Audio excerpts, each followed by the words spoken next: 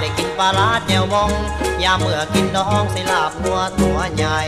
ลาบงัวตัวใหญ่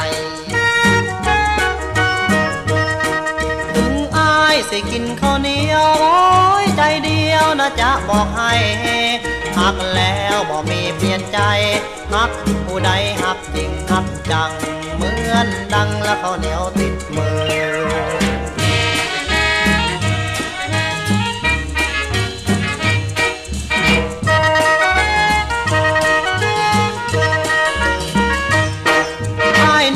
มันเป็นหนุ่มลาวน้องสาวเจ้านั้นเป็นไทยบ้านเฮาบอกใครลาวกับไทยมันก็พี่น้องกัน